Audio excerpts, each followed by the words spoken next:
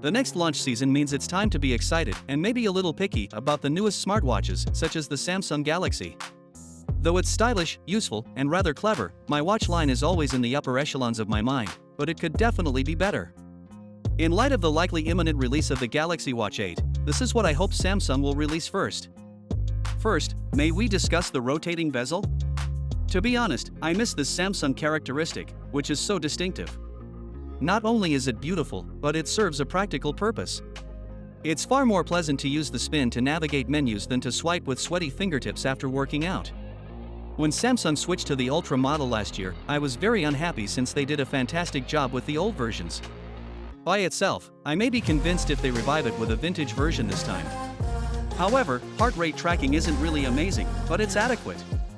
It performs well during steady walks or runs, but it starts to falter when activities get a little more dynamic, such as cycling or other activities requiring a lot of movement.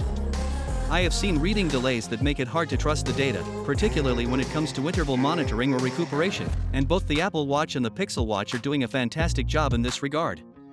Another area where Samsung has to make improvements is battery life. I know we say this every year, but it's still terrible. The Galaxy Watch 7 has an approximate 2-day battery life with normal usage, which might be unpredictable while working out or utilizing GPS. I hope Samsung can surpass the 48-hour mark with the Watch 8, but other manufacturers are getting inventive with energy-saving screens or multiple chip arrangements. And then there's GPS. I was thrilled to see that Samsung has included dual-frequency GPS in the Watch 7. Although the accuracy still seems to be inconsistent in practice, it could theoretically perform better in challenging scenarios like city streets or forested paths. I'm not ready to admit how many times I've been caught driving on the wrong side of the road. This is something that Samsung has to do better for those who depend on GPS for serious training or trips. I would also really want Samsung to allow users of other phones to access more of its features. Samsung Pay and blood pressure monitoring are now unavailable if you are not using a Samsung phone. It doesn't seem essential to be so exclusive, particularly because the goal should be to compete more broadly with the Apple Watch or Pixel Watch.